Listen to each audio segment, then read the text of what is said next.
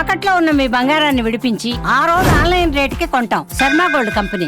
నమస్కారం, welcome to Suman TV. నేను గీతాంజలి. ప్రస్తుతం మనతో పాటు భారతీయ శంకరపీఠం వ్యవస్థాపకులు, ప్రముఖ ఆధ్యాత్మికవేత్త, బ్రహ్మశ్రీ అన్నవరపు తిరుపతి మూర్తి అవధాని గురువు గారు ఉన్నారు. వారితో మాట్లాడదాం. గురుగారు నమస్కారం అండి. ఓం శ్రీ మహాగణాధిపతయే నమః. గురుగారు, మార్చి 29 ఫాల్గుణ అమావాస్య, షష్టగ్రహ కూటమి. అందరూ అంటే ఎన్ని వీడియోస్ ఎన్ని రకాలుగా చూస్తున్నామో, ఆ రోజు ఇలా జరగబోతోంది, ఆ ప్రభావం ఇంకా నాళ్ళు ఉండబోతుందని చెప్పి మాట్లాడుతూ ఉన్నారు. వీటన్నిటి నుంచి బయటపడాలంటే అసలు ఏం చేయాలి? ఒకటి ప్రత్యేకించి ఆ రోజున నియమంగా అమావాస్య కాబట్టి ఈ విధంగా ఉండండి అంటూ ఏమైనా ప్రత్యేకంగా నియమాలు ఉన్నాయా? ఉంటే గనక వివరించు. ఓం శివం శాంతం జగన్నాథం లోకానుగ్రహకారకం శివమేకం పరం వందే శికారాయ నమో నమః. ఈ శ్లోకమే చెప్పడానికి ఒక క్షణం ఆలోచించానమ్మా నేను. అంటే వేరే శ్లోకం ఒకటి వచ్చింది. మనకు కావాల్సింది ఇప్పుడు శాంతం. ఆయన యొక్క అనుగ్రహం లోకం మీద కావాలి. ఈ యొక్క వీడియోని నచ్చినా నచ్చకపోయినా తిట్టుకుంటూ అయినా సరే వినండి. తిప్పలు తప్పుతాయి ఖచ్చితంగా. మాకు అవసరం ఎదుర్కొంటే కర్మ అనుభవించండి. రెండే విషయాలు.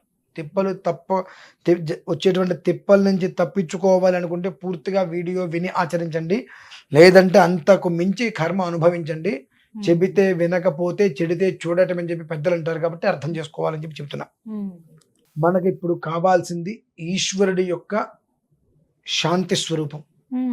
అలాగే ఆయన యొక్క అనుగ్రహం లోకం మీద కావాలి. లోకము అంటే భూమండలం మొత్తం వస్తుందమ్మా. ఎందువలన అంటే నేను భవిష్యం అనేటువంటి విషయం గురించి నేను మాట్లాడట్లేదు.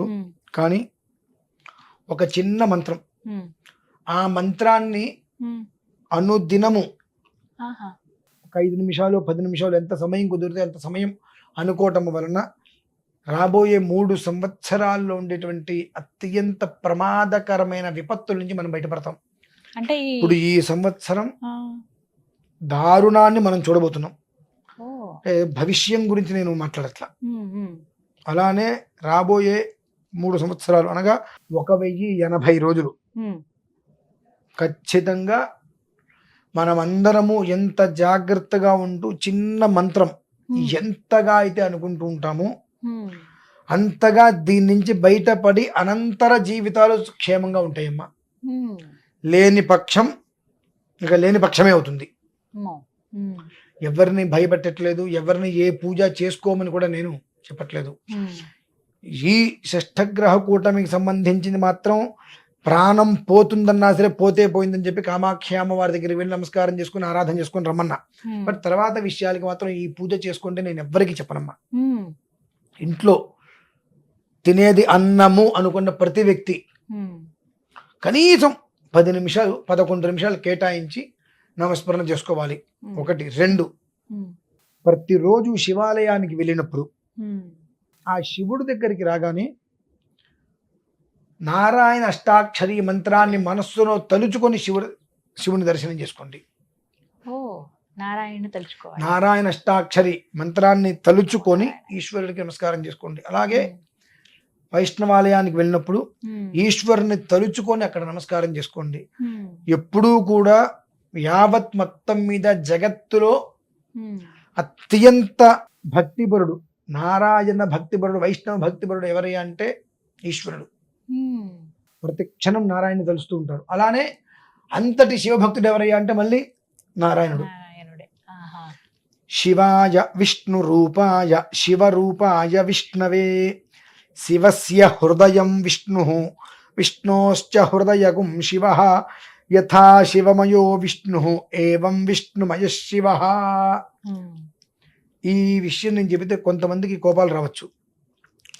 తినేది అన్నం అనుకుంటే కోపం వచ్చే వాళ్ళ విషయం మాట్లాడుతున్నానమ్మా. ఎందుకనంటే బ్రాహ్మణుడికి కావచ్చు, వైష్ణవుడికి కావచ్చు, ఎవరికైనా సరే మెడలో యజ్ఞోపవీతం వేసిన తర్వాత ఉపనయన సంస్కారం దగ్గర నుంచి వాడు కట్టె కాలే వరకు, చనిపోయే చివరి శ్వాస వదిలే వరకు సంధ్యావంతరం 3 పూట్ల చేసి తీరవలసిందే.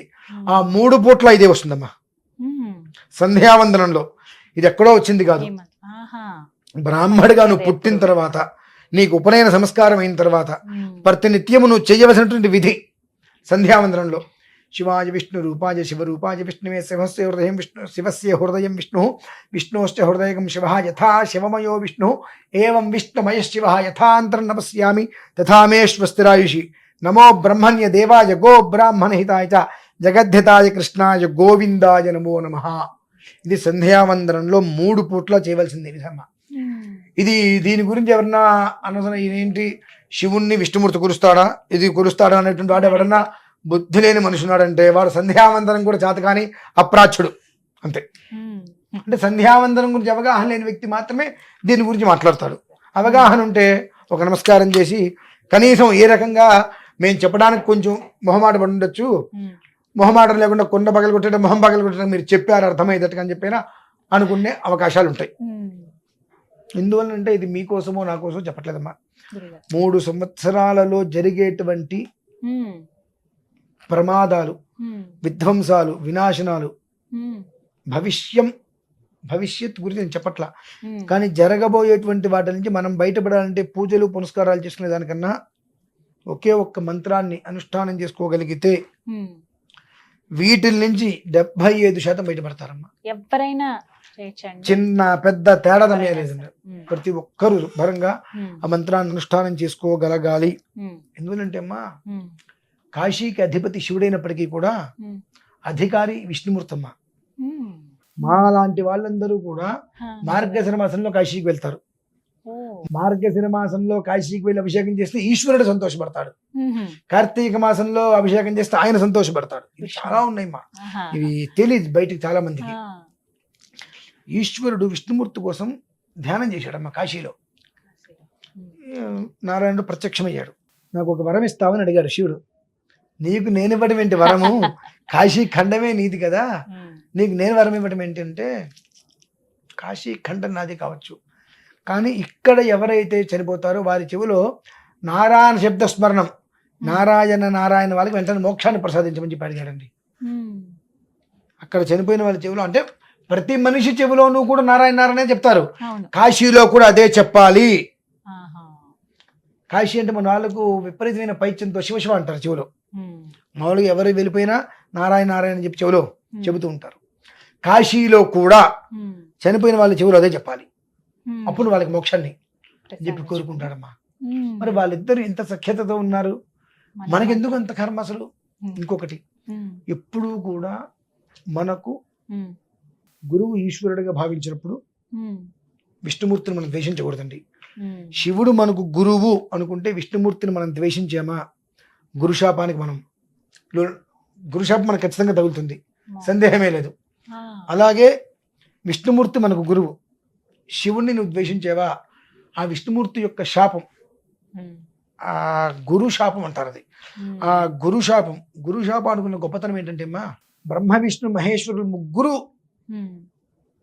శపిస్తే ఆ శాపగ్రస్తుడు ఒక గురువు గారి దగ్గరికి వెళ్ళి, అయ్యా నా పరిస్థితి ఇలా ఉంది అంటే ఆ గురుగారు ఆ శాపం నుంచి బయటపడేస్తారమ్మా. గురువు అనే పదానికి అంతటి శక్తి. అలాగే ఒక గురువు నుంచి శాపం వస్తే బ్రహ్మాది దేవతలు ఎవరు కూడా, ఈ త్రిమూర్తుల వల్ల కాదండి, గురు శాపం నుంచి బయటపడేయటం. కాబట్టి ఏ పరిధిలో కూడా వాళ్ళిద్దరి మధ్యన భేదం లేదు. కాబట్టి ఆ భేదాన్ని మనం చూడకుండా ఉండటమే శ్రేయోదాయకం. అసలు ఇంతవరకు అంటే ఈ మంత్రానికి ఈ కథకి ఉందమ్మా అనుసంధానం. మీరు చెప్తా అన్నదానికి మీరు చెబుతున్నది ఏంటండి, అసలు దీని గురించి ఎందుకు వచ్చింది, మీరు ఒక మంత్రం అన్నారు కదా అని అనిపించవచ్చు. నేను చెప్పే మంత్రం ఏదైతే ఉన్నదో ఈ శబ్దం మొత్తానికి కూడా అది పూర్తిగా కూడా ఉపక్రమించేటువంటిది, అనుసంధానం పరిపూర్ణంగా ఉన్నది. కనుక నేను ఇది చెప్పడానికి మూలం. ఒకసారి అందరికీ వివరం చెప్తున్నాను, గుర్తుపెట్టుకోండి. 3 సంవత్సరాల వ్యవధి. ప్రమాదం అనేటువంటిది సముద్రం చెలియలు కట్ట మీద ఉన్నది, ఏ క్షణానైనా కట్ట దాటి లోపలికి రావచ్చు. భవిష్యత్తు అనేటువంటి విషయం గురించి ప్రబోధం చెప్పడం కోసమో దాని మీద కొన్ని విషయాలు చెప్పడం కోసమో ఇక్కడ నేను మాట్లాడట్లా. జరగబోయేటువంటిది ఉన్నది కనుక దాని నుంచి మనల్ని మనం కాపాడుకోవాలి అనుకుంటే ఇప్పుడు షష్ఠగ్రహ కూటమికి సంబంధించిన విషయంలో డబ్బు పోతే పోయింది, మనం నిలబడాలి అనుకుంటే కామాక్షి అమ్మవారి దగ్గరికి వెళ్ళి ఆరాధన నిద్ర చేసిరండి. అక్కడికి అయిపోయిన తర్వాత ఈ 3 సంవత్సరాలు కూడా చాలా చిన్న మంత్రం అమ్మ. అది వీరిద్దరికి సంబంధించింది.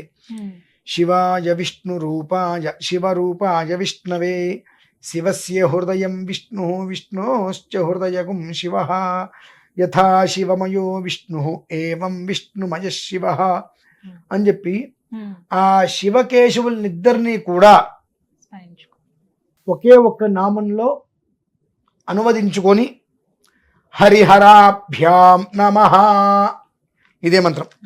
అండి. హరిహరాభ్యాం నమః, హరిహరులిద్దరినీ కూడా ఒకేసారి మనం ఉచ్చరించటం, అదే ప్రధానం.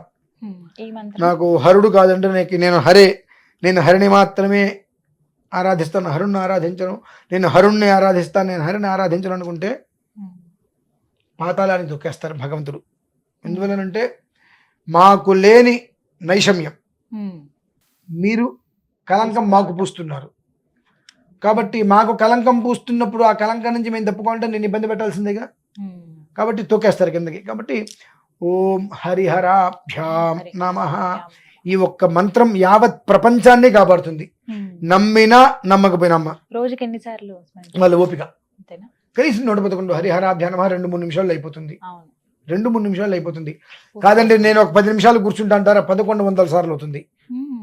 ఓం హరిహరాభ్యాం నమః, ఓం హరిహరాభ్యాం నమః, ఓం హరిహరాభ్యాం నమః, లేదా ఓం హరిహరాయై నమః. భ్యాం అంటాం వాళ్ళ కొంతమందికి నాలుగు తిరగవచ్చు. హరిహరాయై నమః, ఓం హరిహరాయై నమః అనేటువంటిది వాళ్ళ ఓపిక. వాళ్ళు ఒక 100 సార్ల 1100 సార్ల 2 నిమిషాల 11 నిమిషాల అనేటువంటి విషయాన్ని వాళ్ళు చూసుకోగలిగితే యావత్ ప్రపంచం మొత్తాన్ని కూడా మన సనాతన ధర్మం మనకు చెప్పినటువంటి ప్రమాణాలు ఏవైతే ఉన్నాయో ఆ ప్రమాణాలని ఒక్కసారి అనుసరించటం మూలాన యావత్ ప్రపంచం మొత్తానికి కూడా మనం చాటి చెప్పచ్చమ్మా. మన సనాతనం అంటే ఏంటి, మన ధర్మం అంటే ఏంటి, మన ధర్మంలో ఉన్న గొప్పతనం ఏంటి, మన దేవతల యొక్క మంత్రంలో నామంలో ఎంత గొప్ప శక్తి ఉన్నది అనేటువంటిది మొత్తం అన్ని లోకాలకి ప్రపంచం మొత్తానికి మేము చాటి చెప్పడానికి కూడా ఇది ఒక అవకాశంగా కూడా మనం భావించవచ్చు. 29 ఆ రోజు నుంచి ప్రారంభించుకోవాలండి. 29 ఉగాది నుంచి ప్రారంభం అంటే 30 ఉగాది నుంచి ప్రారంభం చేసుకొని 3 ఉగాదులు దాటే వరకు ఇదే విధానాన్ని అనుసరించడం అనేటువంటిది సర్వదా శతధ సహస్రధ అనేకధ అపరిమితధ శ్రేయోదాయకం. ఎవరిని ఏ కారణం చేత నేను భయపెట్టట్లా. బాగుపడండి, బ్రతకండి, బ్రతికించండి, బ్రతుకు నిలబెట్టుకోండి. డబ్బు ఖర్చు కాకుండా ఒక రోజుకి 11 నిమిషాలు మనది కాదు అనుకొని శరీర శ్రమని ఖర్చు పెట్టి రూపాయి ఆదా చేసుకొని నిలబడండి అని మాత్రం నేను గట్టిగా చెప్పగలుగుతున్నాను. అంతకు మించి అయితే నేను ఇంకా వివరంగా దీని గురించి చెప్పడం కూడా చాలా సులువైన మంత్రం, అందరికీ రాదగింది. మీ నోటి ద్వారా విన్నాం కాబట్టి ఇదే గురుముఖంగా నేర్చుకుని ఉగాది నుంచి ప్రారంభిస్తాం. రోజు నిత్యం ఎక్కడున్నా ఎటువంటి సర్వకాల ప్రయాణం చేసుకుంటాం. అంతేనా? అది పారాయణ చేయటం మనకు ఎప్పుడైనా శ్రేయోదాయకం. అంతే.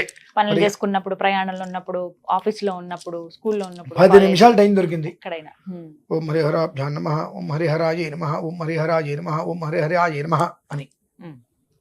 లేదు అనుకుంటే హరి ఓం నమః శివాయ, హరి నమ శివాయ, హరి నమ శివాయ.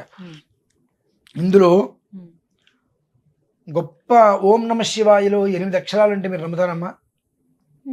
పంచాక్షరి కదండి, కాదా? మనం అదే అక్కడే ఉంటాం ఇప్పుడు కూడా. ఓం నమ శివాయ అంటే శివకేశవులు ఇద్దరిని కూడా ఏకకాలంలో మనం పలికినటువంటి పుణ్యం. ఎట్లా? అకార ఉకార మకార ఇతి అంటాం. అకార ఉకార మకారం దేనికండి? ప్రత్యేగానందం బ్రహ్మ పురుషం ప్రణవస్వరూపం.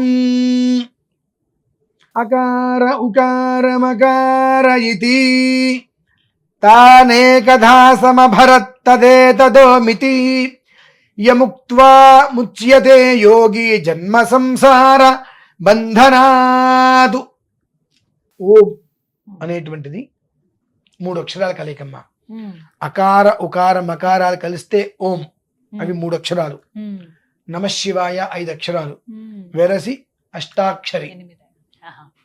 అర్థమైంది. ఈ అకారు ఉకారం అకారం అనేటువంటి ఓమిత్యగ్రే వ్యాహరేతు అనేటువంటి ఓం అనేటువంటి పదానికి అకార ఉకారం అకారాలు అనేటువంటి 3 వస్తాయని చెప్పి నారాయణ అష్టాక్షరి నారాయణ ఉపనిషత్తు. ఈ నారాయణ ఉపనిషత్తులో ఈ అష్టాక్షరికి సంబంధించిన దాంట్లో త్రియక్షరిగా ఏముంది ఇక్కడ, త్రియక్షరి అనేటువంటి పదం మనకి ఎక్కడి నుంచి వచ్చింది, ఓంకారం దానికి 3 అక్షరాలు ఏమొచ్చని చెప్పి అందులో సుస్పష్టంగా చెప్పబడిందమ్మా. దానికే ఇది మనం చెప్పినటువంటి కలుపుకోవాలి. ఇంతకన్నా గొప్ప యోగం తెలుసా? నారాయణాయ అంటే ఏంటమ్మా? ఓం నమో నారాయణాయ అంటే ఓం నమో నారాయణ 8 అక్షరాలు. కదా 8 ఓంకారానికి 3, 9, 10, 11 ఈశ్వర సంఖ్య 11. వాళ్ళిద్దరికే ఎక్కడ భేదం లేదు, కనిపిస్తుంది కదమ్మా. మనమే చేస్తున్నాం అలా. మనమే. వారిద్దరిని కలిపి ఎందుకంటే మనకు తెలియకుండా మనం చేసుకునేటువంటి విధానాలు ఇవన్నీ కూడా, దానివల్ల పాపాలు కూడా మనకే వస్తున్నాయి. కనుక చక్కగా హరి నమ శివాయ, హరిహరాయై నమ, ఆ శివకేశవులనిద్దరిని కలిపి హరిహరాయై నమ ప్రధానం. ఈ విధంగా ప్రతిరోజు ప్రతిరోజు ఎంత స్మరిస్తే అంత నూనెకి నెయ్యికి వ్యత్యాసం లాగా మన జీవితం కనిపిస్తుంది. ఇది చేయటం వలన మనం చేసుకున్న పాపం మొత్తం నేతిలాగా అక్కడే ఉంటుంది, పుణ్యం మొత్తం నూనె చుక్కలాగా విస్తరిస్తుందమ్మా. ఒక బకెట్ నీళ్ళల్లో వేడి వేడి నేతి చుక్క వేయండి, ఏమవుతుంది? అక్కడే ఉండిపోతుంది, వెంటనే విస్తరించదు. అంత 2 నేతి చుక్కలలో పోస్తే గడగడ అక్కడే ఉండిపోతుంది కదలకుండా. వేడి నూనె పోసినా మామూలు నూనె పోసినా ఒక చుక్క నూనె పోస్తే బకెట్ మొత్తం విస్తరిస్తుంది. ఈ ఒక్క విధానాన్ని అనునిత్యం అనుకోవటం వల్ల ఈ 3 సంవత్సరాలలో పాపం మొత్తం కూడా ఒక్క చోట వచ్చాగిపోతుంది, పుణ్యం మొత్తం విస్తరిస్తుంది. ఆ పుణ్యం మొత్తం విస్తరిస్తున్నప్పుడు ఈ పాపం మొత్తం కూడా మూలకి వెళ్ళిపోతుందమ్మా. అంతటి పుణ్యం మనకు ఇచ్చేటువంటి వరప్రదాయిని ఆ మంత్రం. అంతకుమించి మీరు ఈ పూజ చేసుకుని డబ్బులు ఖర్చు పెట్టుకుంటే మనం చెప్పట్లా. హరిహరాయై నమః అనేటువంటి ఒక్క ఈ 2 అక్షరాలతో, 2 నామాలతో ఉభయత్ర క్షేమంగా ఉండమని మాత్రం ప్రార్థిస్తున్నా. చాలా చక్కగా వివరించారండి. సులువైన మంత్రం, అందరూ చేసుకోదగ్గదే. రోజులో ఒక 10 నిమిషాలు కేటాయిస్తే చాలు. అంతే. ఉగాది నుంచి ప్రారంభించాలి. తప్పకుండా గురుగారు, ధన్యవాదాలండి. పరమేశ్వర.